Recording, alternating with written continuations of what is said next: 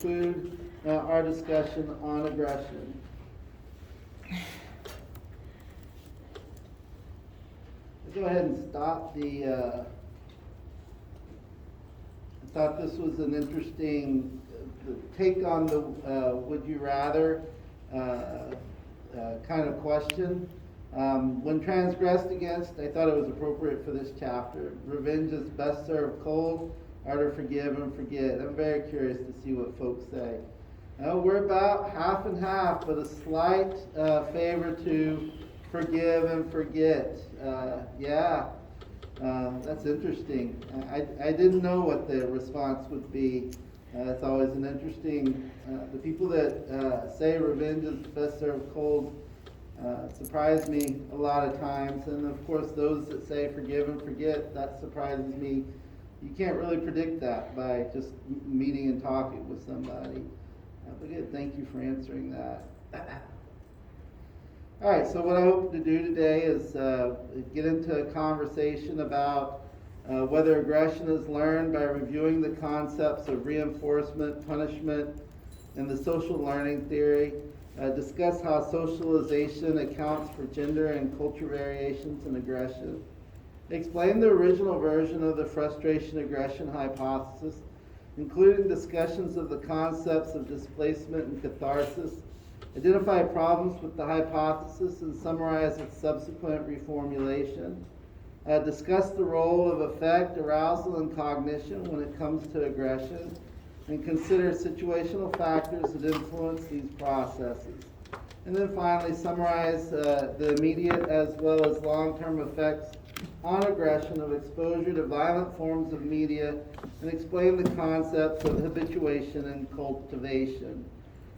So that should take us through the amount of material we'll cover in this chapter on aggression. So we'll start off where we left off last week, or Tuesday, excuse me. It feels like it's been a week. It's only been a couple of days. Origins of aggression. So let me move this before I start talking, because I always lose my place when I move. So what can account for gender differences in overt aggression? So according to the evolutionary perspective, males are competitive with each other because females select high-status males for mating. And aggression is a means by which males were able to achieve and maintain status. As researched by Vlad's, I'm sure I'm not going to say that right, and it's important to say names correctly. Griskevicius said in an interview about his work on this topic, for men, not caring about status, which can be implied by backing away from a fight, can be evolutionary suicide.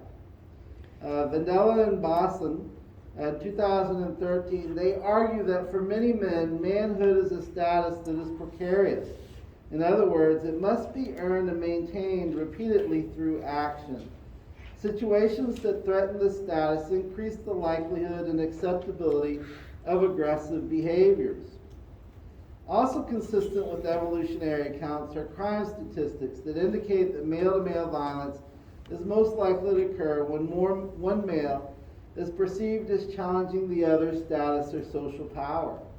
And male-to-female violence is triggered mainly by sexual jealousy.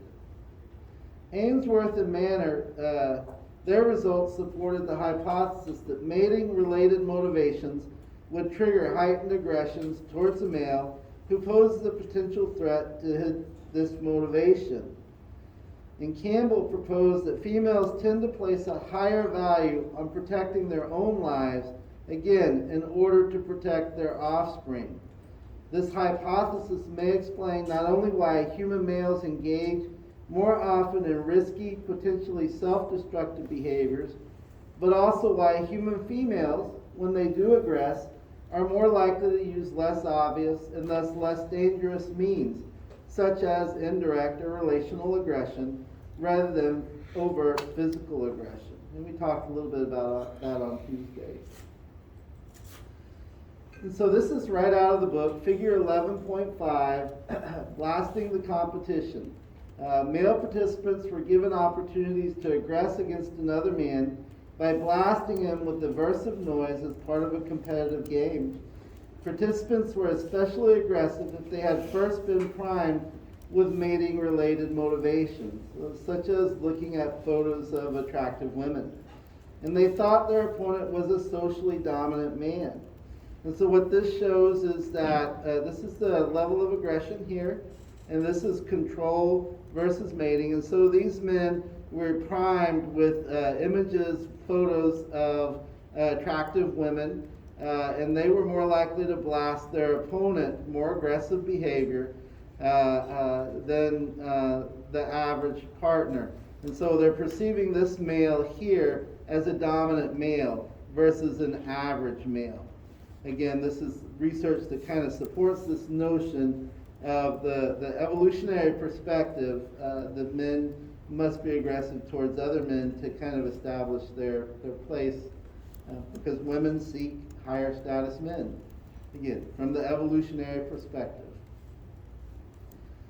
Can this aggressive personality type be due to genes? So do genes play a role in aggression? Researchers often compare monozygotic twins who are identical in their genetic makeup with dizygotic twins, again, the twin studies, who share only part of their genes. On any inheritable trait, monozygotic twins will be more similar than dizygotic twins in terms of aggression. So sharing the same genes tend to be, those that are aggressive tend to be aggressive with those that have the same genes. Researchers also conducted studies of children who are adopted. To the extent a trait is heritable, adopted children resemble their biological parents more than they resemble their adoptive parents in terms of aggression.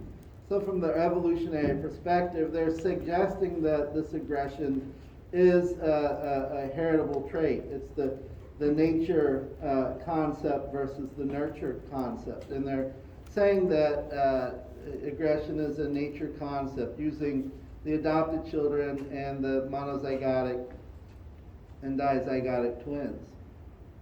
So there's also study on hormones, or the genes, excuse me. Monoamine oxidase A, MAOA gene, for instance, have been linked to aggressive behavior in a number of studies. So they're saying if you have that gene has been linked to aggression in a number of studies. And we talked briefly in class on Tuesday about the role of testosterone and serotonin in aggression. But again, let's look at it in more detail. So research conducted on a variety of animals has found a strong relation between testosterone levels and aggression. One study found that college fraternities whose members tended to have higher testosterone levels were more rambunctious and exhibited more crude behavior than other fraternities. In contrast, fraternities whose members had lower testosterone levels tended to be more academically successful and socially responsible. And interestingly enough, their members smiled more. Some studies have also shown a positive relationship between testosterone and aggressive related behaviors, such as competitiveness in women.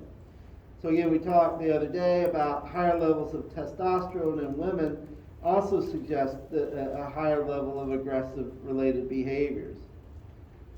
Some research suggests that the combination of high testosterone and low cortisol is what predicts aggression, perhaps particularly aggression in the context of status-seeking or dominance behaviors. So again, that's high testosterone and low cortisol is suggesting this idea of testosterone.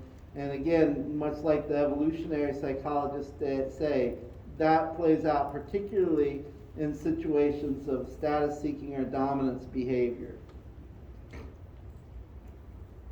So another biological factor linked to human aggression is the neurotransmitter serotonin. And this may sound familiar.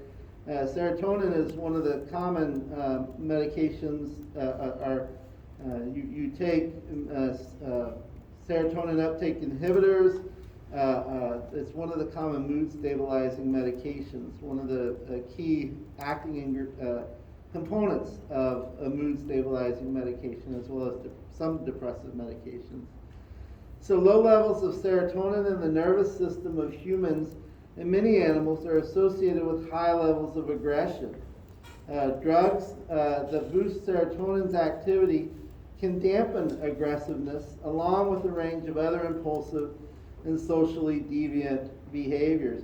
And so if you think about this for a second, and we briefly mentioned it in class on Tuesday, someone who is depressed, part of the thoughts of that is that their serotonin is going to be low. And part of taking these mood stabilizers is that you increase the serotonin. And again, I mentioned it in class on Tuesday. And that's why many of the mood stabilizers say taking this medication can increase your risk for suicide. Because you take somebody with low serotonin levels and you raise that up, and again, that's associated with more aggression in some research. And of course, that can make a person that's not finding much value in life, give them just enough motivation to do something about that.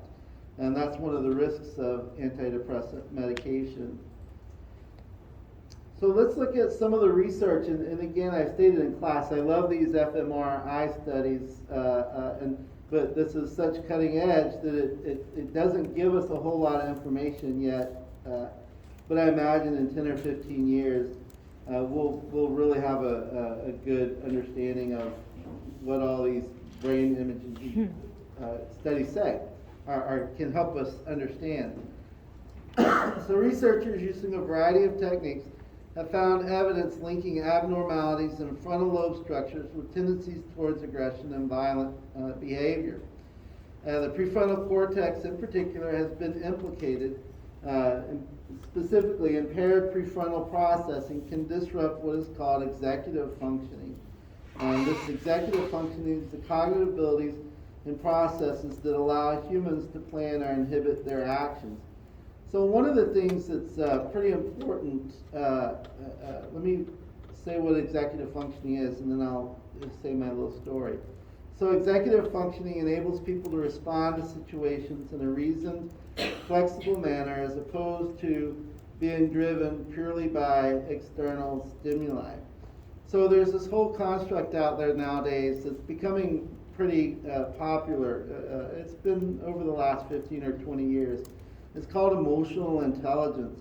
It's so popular even that they've come up with, as opposed to an IQ, they use the term EQ, emotional quotient. And one of the key components of emotional intelligence is executive functioning. As they do more research and kind of hone down in on what defines emotional intelligence, this area of executive functioning is one that they're kind of really starting to tweeze apart in terms of how it contributes. And what the theory is behind this is the research shows that people with higher IQs don't make more money, right?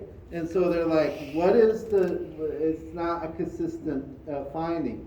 And so they're trying to figure out, why are there people that have high IQs to make a lot of money, and why are there people that have high IQs, and this is the intelligence quotient, that aren't making a lot of money? And so one of the elements they're finding that seems more correlated with earning potential is emotional intelligence. And that's why this, particularly in the business world, this is a key component folks are looking at. And it has a lot to do with this executive functioning. So let's talk a little bit more about that, but I just wanted to lay the ground for that. How many people have heard of emotional intelligence? Okay, so most everybody in here has heard of emotional intelligence. So a growing body of research finds a link between poor executive functioning and high aggression. One noteworthy finding concerns brain activity in response to witnessing someone else in pain. When watching situations, I found this study to be particularly interesting as I was reading through this chapter and getting ready for the lecture. When watching situations in which someone intentionally inflicted pain on another person, healthy teenagers showed brain activity associated with empathy. In other words, when they saw pain being inflicted on somebody else, they had empathy towards that individual that was experiencing pain. And what they found is that highly aggressive teens, in contrast, exhibited a pattern of brain activity associated with experiencing rewards, suggesting that they enjoyed watching others experience pain that someone intentionally inflicted on them. And so they're showing that those that are healthy, and they didn't differentiate how they operationally defined healthy versus the highly aggressive, but they're showing that the healthy teenagers express empathy when they witness pain inflicted on others, whereas these highly aggressive teens showed pleasure in watching these people experience pain. Goswami and others, for example, examined the brains through fMRI scans and the aggressive, impulsive tendencies of a group of retired Canadian Football League players with a history of multiple concussions. What the researchers found is that the damage to the, and I'm not going to say that right, uncinate fascialis, I'm not even going to say that right, which connects the orbital cortex with the anterior temporal lobe, was associated with more aggression, impulsivity, and compromised executive functioning. And this has been a key thing, at least for the NFL, some soccer. In my master's program, I went to school with a person that had played Division I soccer and had a successful career. Never went on beyond that. And then at that time, too, there wasn't many professional leagues in soccer in the United States. But his research and what he wanted to look at was concussions in soccer players in terms of the amount of time they head the ball, and if that was something that could cause concussions or not. And he found a significant finding, but at that time there wasn't as much being paid attention to about head injuries and long-term effects. Now it's a pretty big thing, particularly as you look at professional sports, even college and high school sports. And we live in Texas, and the national pastime in Texas, and I know not everybody's into sport, but is football, and the impact that football has on the brain long term, and aggressive behavior. That's still just starting to be understood. And that's been popular probably over the last 10 years, I would say. And so this is just an image of the area that I couldn't say a few seconds ago of the brain. And this is right out of the text, and I thought it was interesting to put this in here just for you to see where that is in the brain. And so if you look, this is the spinal column here. So this is the back of the brain, this is the front of the brain. And so this is where the area that they're looking at in football players that tend to be with those that experience higher levels of concussions, have higher levels of aggression. All right, I've given you a lot of information as we started this lecture this morning, so let's do a knowledge check. And I'll let you read it and answer that. I'll let it run for a minute.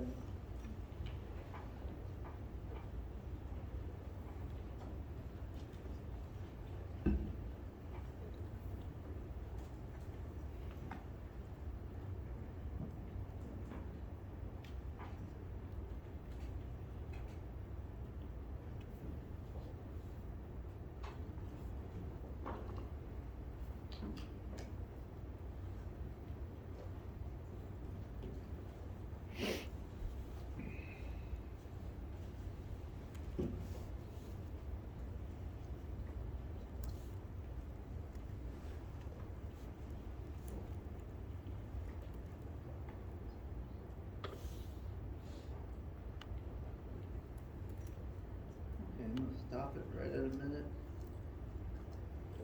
The response is overwhelmingly A, increased aggression. That's right. Research on brain and aggression indicates that poor executive functioning due to impaired prefrontal processing leads to increased aggression. And some of the most famous research in psychology around this is the whole Phineas Gage research and if you're not familiar with him, you will be familiar when you take Intro to Psych if you haven't taken that already. So I've had a lot of students over the last, I would say, probably month asking, what should I do to help prepare myself for graduate school? Is there a topic in psychology you recommend I pay attention to or that I study? And here we're talking about the two areas that I think are burgeoning areas in psychology, and that is emotional intelligence. I highly recommend, if you're interested in going on to graduate work, that you familiarize yourself with emotional intelligence and just really get to know that topic. It can have many areas of benefit to you to know that, as well as some of this fMRI stuff, neuropsychology. And that was a popular thing when I was in graduate school, and it's really progressing slowly. And I think it's mostly because of the accessibility to the imaging materials. But I do think this is a robust area. And I do know in my private practice, I do a lot of cognitive assessment for dementia. And being able to be familiar with the functioning of the brain in psychology in particular, I think could be a very robust area for folks as that area continues to grow. You also look at the United States is an aging population, and the need for research and understanding on the geriatric population is incredibly needed. And one of the ways to do that is through the neuropsychology area, as well as emotional intelligence. So how is aggression learned? In addition to genetic and biological factors, it is clear that aggressive behavior is strongly affected by learning. Bandura, of course, said this. There's a couple of concepts. There's this positive reinforcement, and that is when aggression produces desired outcomes. And then there's negative reinforcement, when aggression prevents or stops undesirable outcomes. I've recently started watching the Goldbergs, and one of the things that's interesting to me, and it occurs in the 80s, the series does, but the mom is pretty aggressive in social situations where she we call nowadays her behavior is bullying. A lot of times, I think on TikTok, my kids have showed me this, they associate this kind of personality as a Karen, in terms of somebody who is just kind of a social bully. But the point of me mentioning the Goldbergs, TikTok, Karen, is that the folks that do that, they continue to do it because there is a positive reinforcement. They typically get what they are trying to get by doing that kind of behavior. And so one of the ways to extinguish that is to not provide positive reinforcement to that. So negative reinforcement is when aggression prevents or stops undesirable outcomes. And so these are two important concepts to think about in terms of aggression. Positive reinforcement, when aggression produces desired outcomes, and this is maybe you taking something back to the store and they're saying, sorry, it's one day past the time limit you had, and you kind of get upset and say, can I speak to a manager? Well, the reason we all do that is we wouldn't do it if it didn't get us the desired outcome. Then, of course, negative reinforcement is when aggression prevents or stops undesirable outcomes. So children who see aggression producing more good outcomes and fewer bad outcomes are more aggressive than other children. So simply they're saying how aggression is learned. When we see children who are aggressive and they're getting more what they want and less of what they don't want, those children, it talks about the learning, social learning, are more likely to be aggressive. And so this plays out in the home too. And so for those that are parents, you understand this concept. You never know when your kids are watching your behaviors. It always amazed me when my kids replicated a behavior that I had done, and sometimes embarrassed me because I wasn't realizing they were paying attention at that time and point. But this goes to point out the social learning theory. And if We're going to talk about role models here in a few minutes. And so research suggests that punishment is most likely to decrease aggression when it immediately follows the aggressive behavior, is strong enough to deter the aggressor, and is consistently applied and perceived as fair and legitimate by the aggressor. And so a lot of you might be more familiar with punishment in terms of training your pet, and how that you have to, if your dog trainer, and cats are hard to train, so we'll speak more to dogs. Your dog trainer will tell you if your dog does something like pee on the carpet, that you have to immediately do the reinforcement. You can't do it 5 or 10 minutes later, and you have to consistently, and that is the hardest thing about this, is being consistent in the application of the punishment. They taught me when my dog does something bad that you just say no. And I have a female dog, you grab her under her chin and you look her in the face and you say no. Now, my dog probably is sitting there laughing inside her head when I do that. She's like, yeah, right, when you turn around, I'm going to do it again. But mostly my dog tries to get into the trash can. She's old, so she doesn't do any of the peeing on the carpet anymore. She used to, and she used to tear. I was telling a friend in the neighborhood that she chewed. She's a lab mix we got from the rescue organization. And she actually chewed, this was a costly thing. I left her at someone's house for a weekend, and she chewed the siding off of their house. And so I had to replace that. That was quite an expensive thing, but that's when she was a puppy. She was just a huge chewer. So back to this. So when aggression is learned, and we're talking about punishment. So however, these conditions are seldom met, and when they are not met, punishment can backfire. So punishment is a hard way of reducing aggression because of these conditions, these three right here, which have to be met. Immediately follows the aggressive behavior, strong enough to deter the aggression, and is consistently being applied. We as human beings aren't able to do this on the schedule that is required to be able to do this. So it's not typically successful. Yes, ma'am.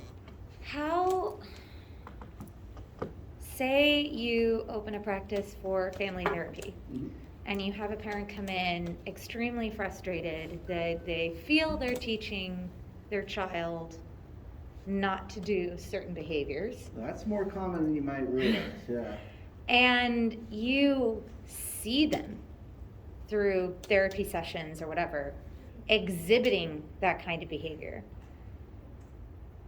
How do you get them to understand that the things they do teach more than just the words coming out of their mouth that are opposite of what they do? Yeah, so I can speak specifically to an experience I had with a couple. This was a divorced couple, and their children were behaving out.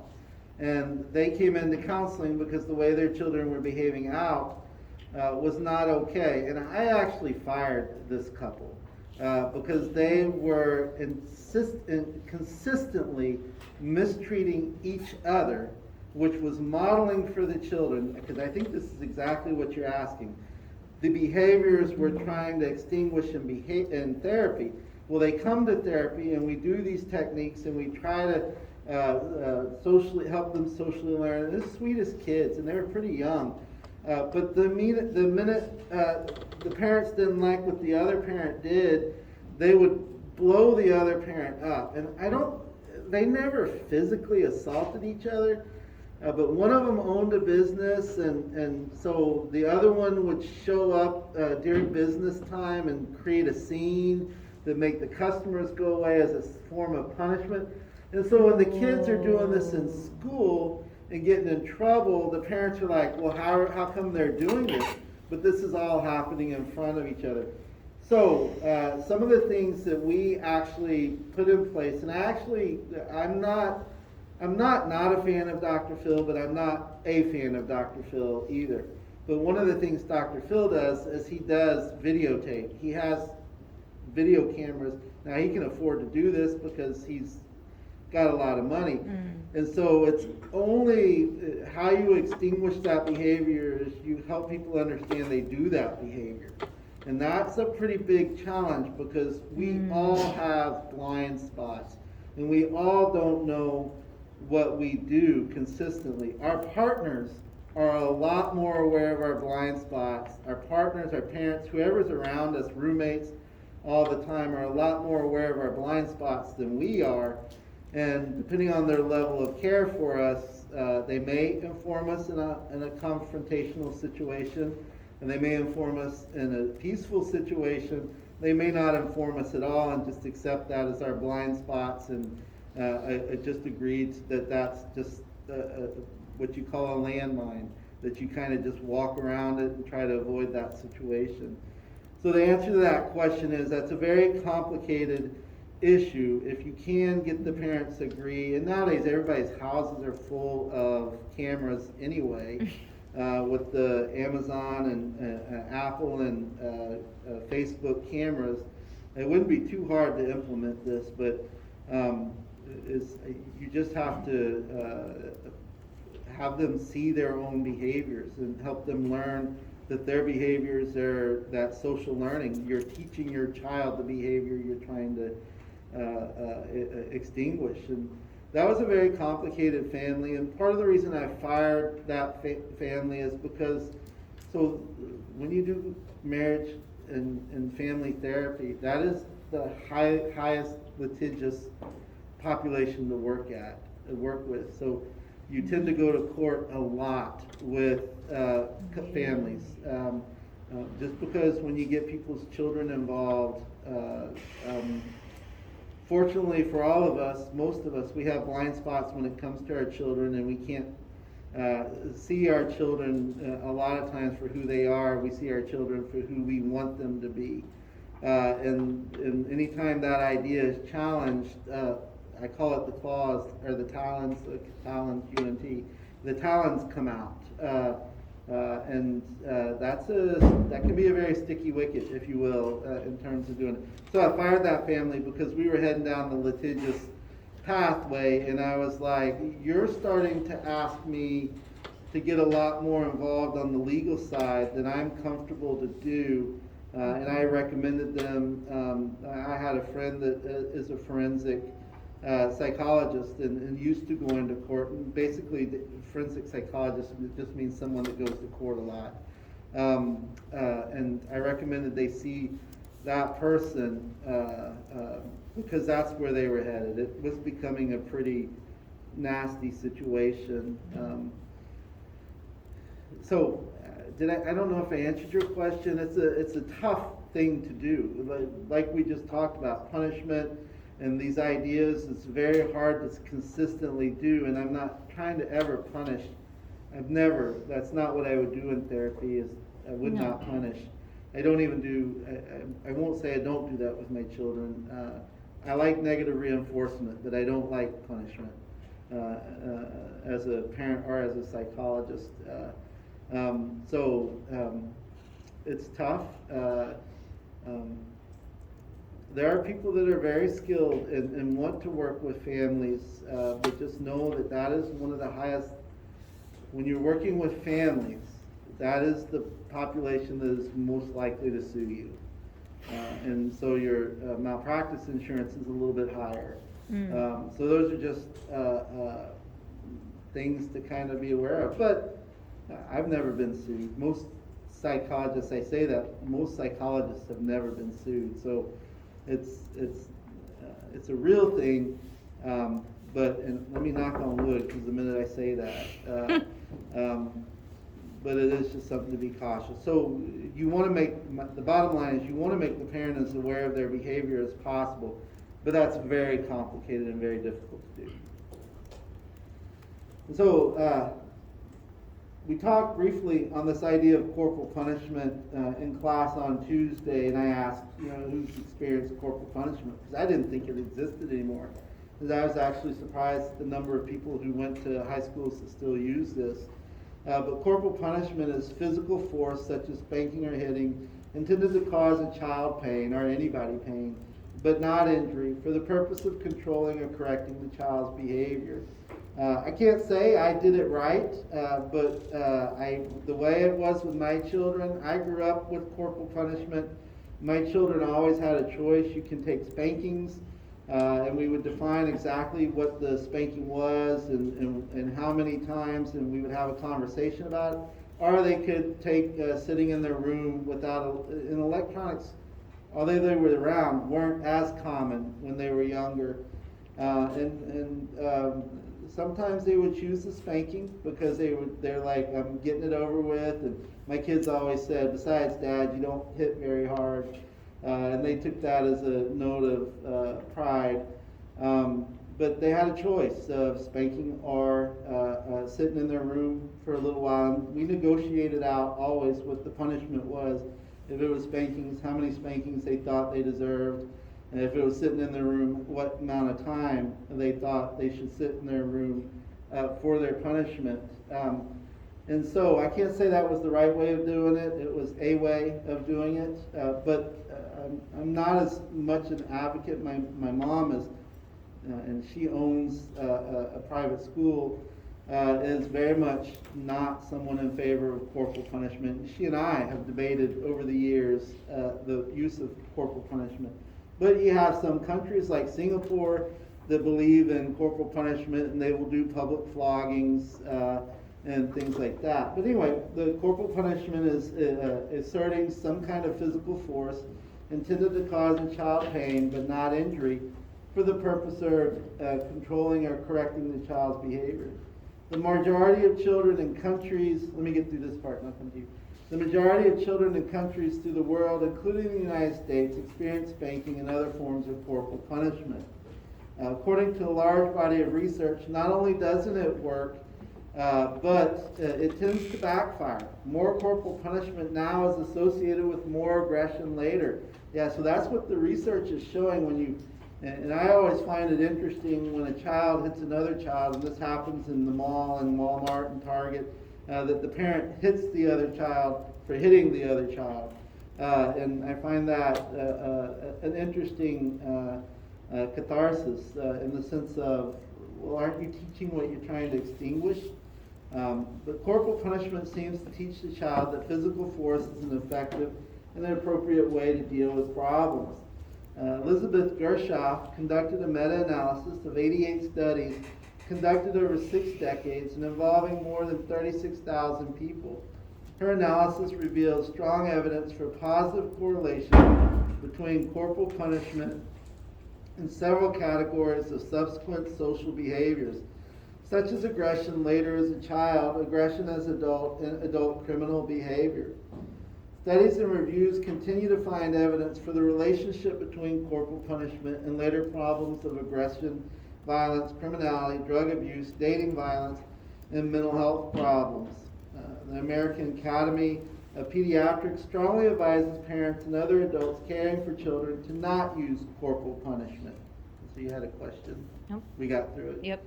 So I know when I was a child, I have a grandmother, she's deceased, and part of her belief was that if we acted up, we had to go out in the yard, we had to pick up a switch, and we had to bring her a switch, and then she would beat us with that switch. Now, I will say about my grandmother, she had polio and she was wheelchair bound from the time she was a teenager. And so how much you get beat with a switch from someone that's wheelchair bound, I don't know, but that was always one of the most scary and intimidating things, because if you came back with too small of a switch, she would use that, and then you had to go get another one. Of course, if you came back with too big of a switch, it hurt too much. But that was her belief, and she grew up in the 20s and 30s. And so that was a pretty common thing, and corporal punishment has moved. I don't think it's as big of an issue. I remember as an undergrad, we had a long discussion in our class about whether it was okay to spank children or not spank children. And I don't think it's as much a topic of debate anymore. I mean, does it seem like a topic? Let me ask this. Do you guys feel like spanking children or not spanking children continues to be a debate? Yeah, so 1, 2, so there's a couple people, okay. So maybe it's the world 3, 4, maybe it's the world circle I travel in that feels like it's not as much of a debate. I I think I used to run a daycare before COVID, and the vast majority of all the parents that I took care of their kids, I can say safely of 22 parents, only one of them believes in corporal punishment or practices corporal punishment as a negative reinforcement. The vast majority of them elect to do other things. However,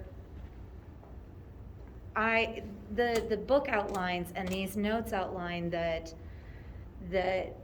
for punishment to work as an effective negative deterrent, it has to be fair and legitimate. But some of the research that I've looked at and my personal experience with kids is that if it feels too equal to the thing that they've done, oftentimes when children want to commit an offense that they know they shouldn't, they will justify it in their brain. This is worth paying this price. Right. And oftentimes, for it to be an effective deterrent, it has to be considerably greater, which is why parents sit on the fence of whether to use corporal punishment or not, because aggression is seen as such a high deterrent. Yeah, no, I think that's exactly right. And I think even as adults, we often think, if I do this, I mean, how many people have taken a cross-country trip and gone, I'm going to drive 5 miles over the speed limit, or most everybody thinks if I drive 10 miles over the speed limit, the police won't get me. And so we justify driving 10 miles over the speed limit, and that's breaking the law. I mean, it is breaking the law, but we're like, okay, I'm willing to do this because all I'm going to do is get a ticket, or the police, we take that risk. So it's not too different that children rationalize that because we do that also. And we, I mean, as adults, right? So, did y'all have a question? I didn't, I saw your hands up. No, just stretching? Yeah. Oh, no. No, I'm just okay, kidding. sorry. Yeah, that's what I would say about that. I think you're right. I think that's smart children because they're weighing out, do I take this extra cookie? And what's the cost of taking this extra cookie to me? What's the consequence? Is this cost worth it? And we all do this, you know, whether it's on Amazon or whatever, it's like, I really want that. And what's this going to cost me? It's that cost-benefit kind of analysis. But part of the challenge with punishment is it's almost impossible to be consistent with it. It's almost impossible to apply the appropriate punishment at the appropriate time with it. So that's one of the biggest challenges. You know, and I talked about Singapore, and there are other countries, but this one sticks out in my head the most, is that it's a public flogging. They take them down to the public square and they flog them. And what I think about is, I don't remember, it's probably quite a few years ago, there was an American conducting some, it wasn't like violent crime, but some kind of crime, and thought he could get away with it. In Singapore laws, no, we're going to publicly flog you, and it became a big political issue with the United States because we don't believe in publicly flogging people. That's not part of our laws. We used to in the old days when they put you in the things. Stocks. I don't remember what that's called, but the head and the arms and Stocks. Stocks in the stockade. Yeah, good, thank you.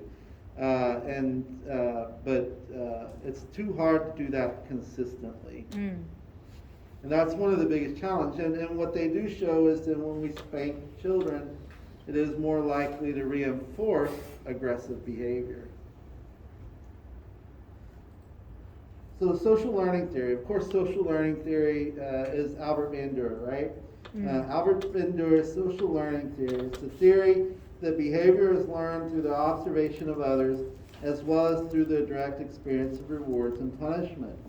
And Bandura and associates observed the behavior of mildly frustrated children. Those who had previously watched an adult throw around, punch, and kick an inflatable doll. This is the Bobo dolls experience. And anybody, Bandura is well known in education as well as psychology.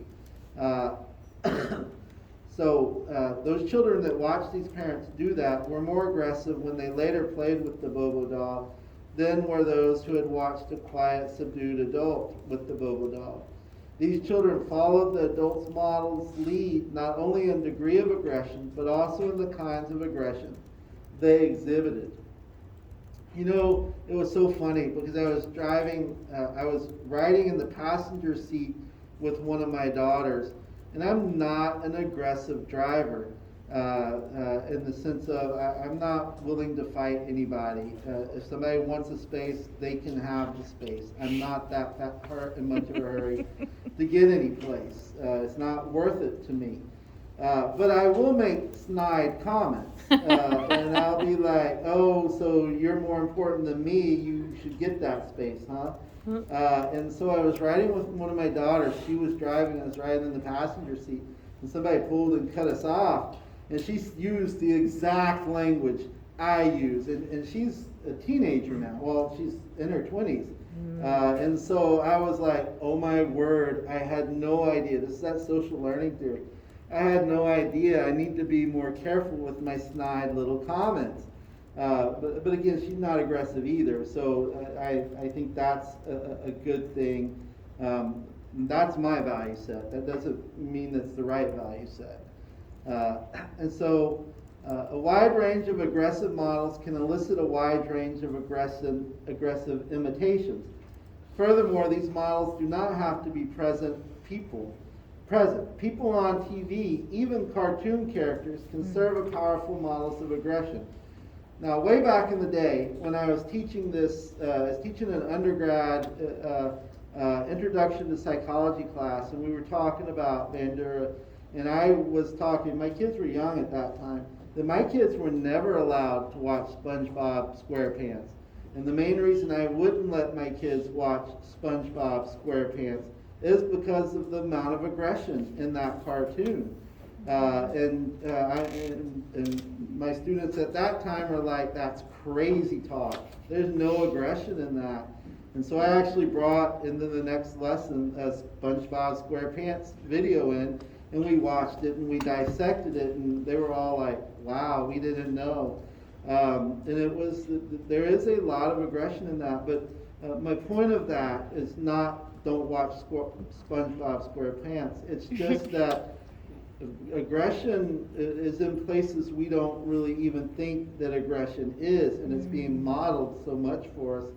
It's such a like a non-obvious way. It's more covert in some of the ways. And I think it's really hard to turn on any TV show and not see some form of aggression in those TV shows. And you have to remember also, microaggressions are forms of aggression. The point of this is more of how aggression can be modeled to us in ways that we don't even realize it's being modeled to us.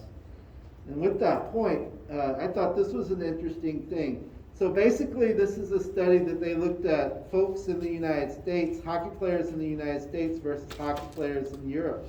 And one of the things that's more common in North American hockey is the number of fights. It's very common to see fights. I mean, I can't tell you, I have friends that like to go watch the Dallas Stars, and that's because they're saying, I want to go watch a fight. And you hear the analogy a lot of times in boxing matches, people watching boxing, they better be careful, a hockey game's going to break out. And so this amount of violence associated with hockey in the United States is not associated with in any place else. Also, if you look at soccer, the way we play soccer in the United States versus the way they play it everywhere else in the world, we are a lot more aggressive in terms of just bumping into each other and all that kind of stuff. And anytime the United States national team plays the Mexican national team, it is just a nasty affair because the Mexican national team is not going to take it. And it always turns into some form of fisticuffs. Always is a strong word. It a lot of times turns into some form of fisticuffs. But the point I'm showing here is that the researchers looked at hockey players in North America versus Europe. And what they found is the red is North America, Europe is the purple. And they found that the penalties per player are a lot higher. And for you players, they looked at all NHL players, and NHL players consist of North America, Canada is North America, in Europe, and some of the Russia is considered part of Europe, part of Russia is considered China, but Russia and China. And so they look at these players and they see that North American hockey players are much more aggressive than European hockey players. And then the types of non-aggressive penalties seem to be about the same. And so this was an interesting study because not only do people learn more the specific aggressive behaviors from aggressive models, but they also develop more positive attitudes and belief about aggression in general. And they construct aggressive scripts. And so they talked about this, and I thought this was important to talk about because I do believe that we all have scripts in our head that help define what we should do and what we shouldn't do. But we also develop these aggressive scripts. And these aggressive scripts serve as guides for how to behave and solve social problems. These scripts can be activated automatically in various situations, leading to quick, often unthinking, aggressive responses that follow the scripts they have learned. And so I was using the idea of traffic and driving in traffic before, but you're seeing this just a real big increase in the amount of road rage incidences. There's a lot of reasons to that. But part of that is aggressive scripts into why that happens. Learning these scripts, and where do you get these aggressive scripts? Well, you get them from your parents. Parents is one of the reasons that there are positive correlations between witnessing parents behaving aggressively or violently during conflicts and individuals' subsequent aggressiveness as adolescents and adults. T. and Leith analyzed, here I'm just talking about the research we talked about already with the aggression in hockey players, in the North American hockey players.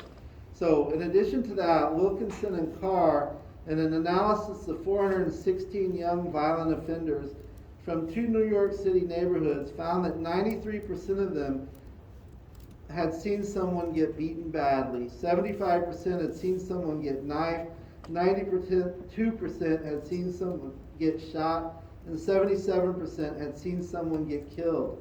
Wilkinson and Carr illustrated how so much early exposure to violence taught these individuals that the unfortunate lesson that violence is the appropriate way to deal with conflicts and attain high status in the neighborhood.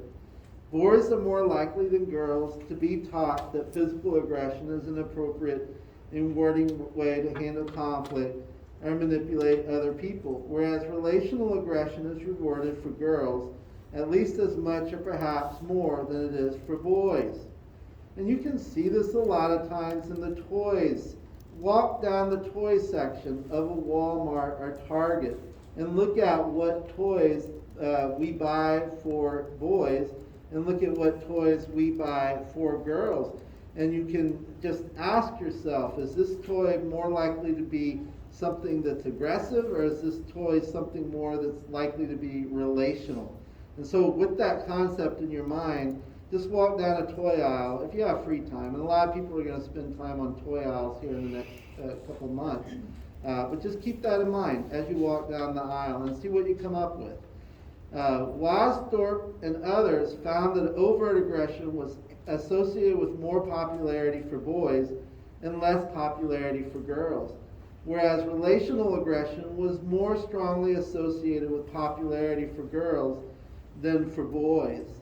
And you can see this thing playing out in the book. Even used this photo of Mean Girls and kind of how that relational aggression is more common.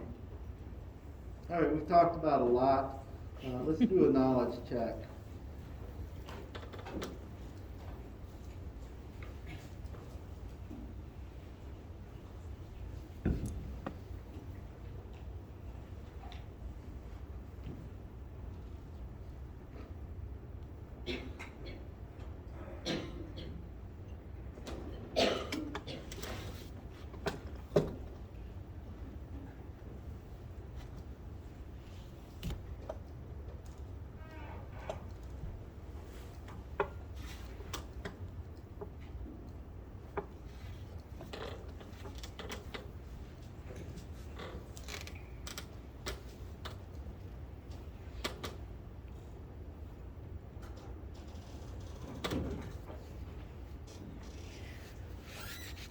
Let's just run up to a minute and then stop it.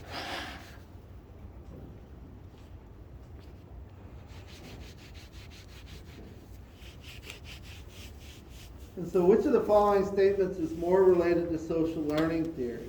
North American hockey players are more likely called for aggressive penalties than European players. Yeah, that's right. Good job.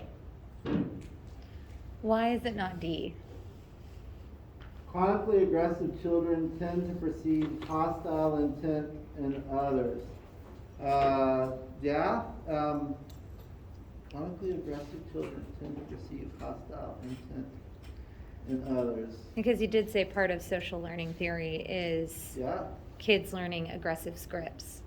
yeah, no, let me think about this for a second, because I don't see why D would not be correct in this one. I think this is one of those tricky questions, again, this is out of the test bank, that wants you to know specifically. This would be a tough question, and I will look at the quiz to Because see. A is more closely related to social learning theory. D is related to personal scripts, whereas A is related to social scripts. In other words, scripts that are established in a social context. Thus, A. So chronically aggressive children tend to perceive hostile intent in others. You would say that's more associated to the aggressive scripts. A personal A personal aggressive script. aggressive script than A social learning theory. I mean, yeah, I think it's a tough question. I think your point is a valid point, and I can agree with that. But I also can agree with your point that this is chronically aggressive children. Oh, I see the difference in this. Okay, yeah. So in the sense that chronically aggressive children tend to perceive hostile intent in others, is speaking to, I think you're right, more of the aggressive scripts, because it's not really talking about the social learning concept. Whereas the North American hockey players, this is specifically a research study aimed at the looking at how social learning theory impacts that. I mean, even with that rationale, I'll look at that question on the quiz and see if more people got it right or more people got it wrong. But I think A and D both are true. I think this is one of those that A is more true than D. One of those tricky questions from the test bank.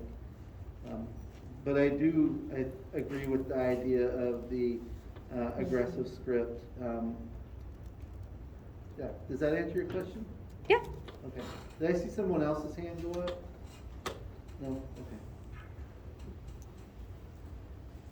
Well, let's talk about a culture of honor. And this is particularly relevant given where we live, because the book specifically identified Texas as a place that emphasizes cultural honor.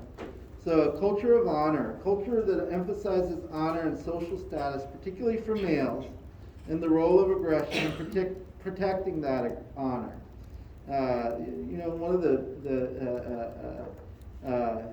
you see it a lot now, but the come and take it. The little cannon that says come and take it, which was associated with the, right before the Alamo and the whole Texas independence battle. And so it's a big element within our society in Texas. So socialization of aggression also varies from culture to culture. Tamad and Schneider reported that adolescent boys in traditional villages in Italy were encouraged to aggress as an indication of their sexual prowess and in preparation for their dominant role in the household. These authors argued that this is why schoolyard bullying among elementary boys is significantly higher in central and southern Italy than it is in Norway, England, Spain, and Japan. Researchers believe that machismo, which in its most stereotyped characterizations, prescribes that challenges, abuse, and even differences of opinion must be met with fists or other weapons. These ideas contribute to the fact that rates of violence is higher among Latin American men than among European American men.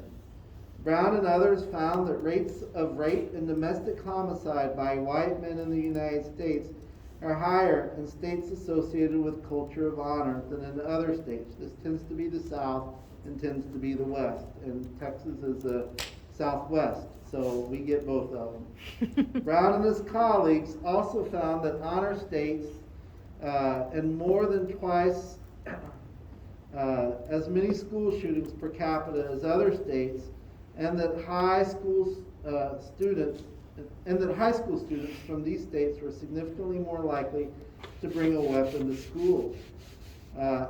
Altheimer assessed the degree to which a very diverse set of 51 nations adhered to the cultures of honor and found that countries with higher degrees of culture of honor had the highest homicide rates. We should note that in these studies comparing various regions or countries, the researchers statistically controlled for other factors that might be related to these variables, such as differences in economic conditions, so that the results they report are likely not due to these other factors. So they controlled basically for the economic conditions. Nesbitt and Cohen in 97 illustrated institutional support norms about the acceptability of honor-based violence. I thought their experiment was clever. In a clever experiment in which they sent letters to employers all over the United States from a fictitious job applicant who admitted that they had been convicted for a felony. To half the potential employers, the applicant reported that he had impulsively killed a man, and that man had been having an affair with his fiancée and had taunted him about it in a crowded bar. The other half of the potential employers received the letter from the applicant who had committed a felony, and the applicant reported that he had stolen a car because he needed to pay the money. He needed the money to pay off debts. So what they found is that employers from the South and from the West, which both these are places that have these cultures of honors, were more likely than their northern counterparts to respond in an understanding and cooperative way to the letter from the convicted killer. Remember, he killed somebody, and so think about what the honor is for men as being aggressive in terms of gaining status so that you can attract more women, is according to the evolutionary psychologists. And so from the South and West, they were more positive, more understanding to the person that had killed somebody because they had had an affair with the applicant's fiance and taunted him, versus the person that stole the car because they were having a hard time paying off debts. I thought that was just a very interesting finding. So this is an experiment that was conducted where they had these students, well, I'll just read it. In one series of experiments, Cohen and others investigated how white male American students who had grown up either in the North or the South responded to insults. The experiments conducted on a large Midwestern campus involved an encounter between the participant and the Confederate as they got in each other's way in a narrow hallway. So this gentleman here is the Confederate, this gentleman here is the participant. The Confederate did not give way to the participant, bumped into him, and hurled an insult, rhyming with glass pole. Compared with Northerners, Southerners were more likely to think that their masculine reputations had been threatened, exhibited greater physiological signs of being upset, and appeared more physiologically primed for aggression. And how they measured this is their testosterone levels rose, and engaged in more aggressive and dominant subsequent behaviors, such as giving firmer handshakes and being more willing to yield to a subsequent confederate as they walked, more unwilling to yield to a subsequent confederate as they walked towards each other in a very narrow hallway. So I found that study interesting in that it implies that perhaps a lot of times the violence that can occur is not what initially sets the person off, particularly in these cultures of honor. This isn't what they researched. I just went down the path of what this may imply. And this may imply that the person that has, particularly from a culture of an honor, that has been slighted, their next interaction with somebody, they're likely to be more aggressive. And that is what the research found, is that in the next interaction, they're more likely to be more aggressive towards other people. Anyway, this is just a picture out of the book about the study, and I thought that was an interesting picture to show.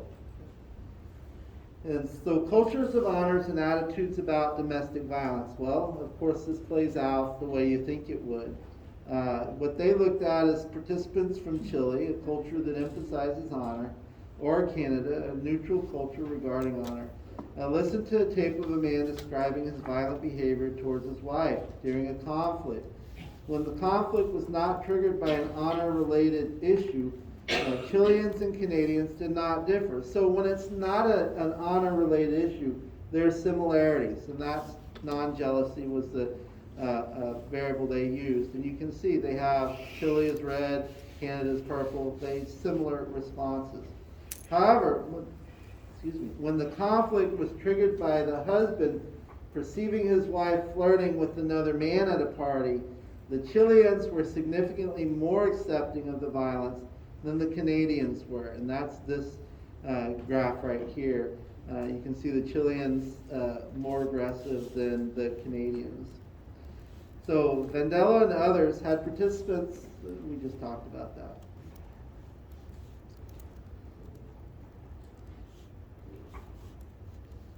So cultures of honors exist in individualistic and collectivistic cultures, but they may emphasize different types of threats. So this is looking at individualistic and collective cultures, as well as this variable of culture of honor. Uskal and others make the case that people in the collectivistic culture of Turkey focus more on protecting the honor of one's family and close others, whereas people in the more individualistic cultures emphasize honor focused on individual kind of needs. Patricia Rodriguez Masquero and others found a similar difference in emphasis on family-based honor between Pakistanis and more collectivistic culture and European Americans. So this culture of honor between individualistic and collectivistic cultures, again, the culture of honor plays more out in the collectivistic cultures as family, as groups, whereas in the individualistic cultures it plays more out on the individual needs, which would make sense. Okay, so I've given a lot of information. Let's check it.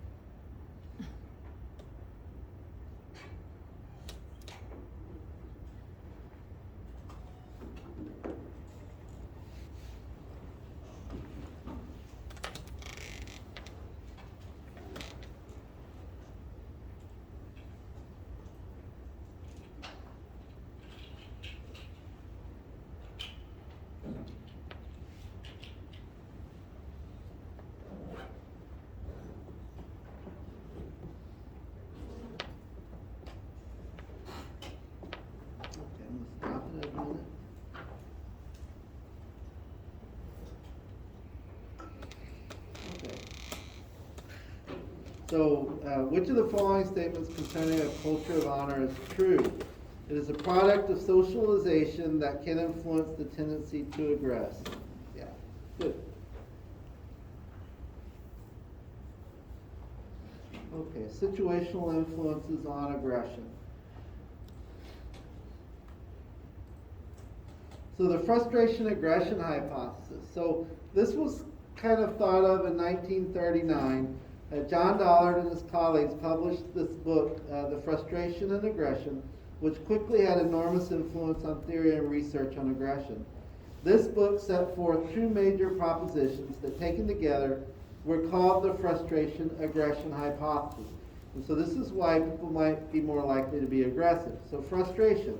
Frustration is produced by interrupting a person's progress towards an expected goal. And this will always elicit the motive to aggress. And then second, all aggression is caused by frustration.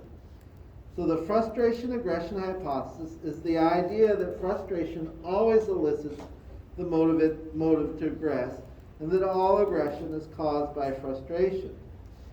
Early on, Neil Miller in 1941, so you think about this idea was first published in 1939, so within 2 years, one of the original researchers of the hypothesis acknowledged that frustration does not always produce aggression or aggressive inclinations. Then this concept of displacement. Displacement is aggressing against the substitute target because aggressive acts against the source of the frustration are inhibited by a fear or lack of access.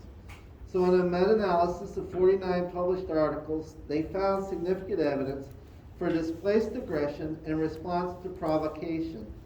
Provoked individuals are especially likely to displace aggression towards others they dislike or others who are outgroup members. Then you also have this concept of catharsis. Catharsis is a reduction of the motive to aggress that is said to result from any imagined, observed, or actual act of aggression. Most researchers have concluded that the catharsis idea is a myth. Aggressive behavior may sometimes reduce the likelihood of further immediate aggression, but so can just letting the frustration simply dissipate over time.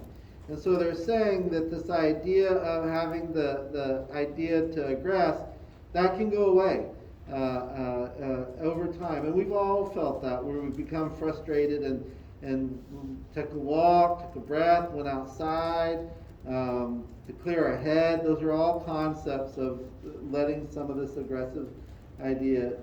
How many times we've written the nasty email that we deleted before we sent. Hopefully you do that and don't actually send it. But those are all part of this idea of the catharsis, that the aggressive behavior can go away on its own.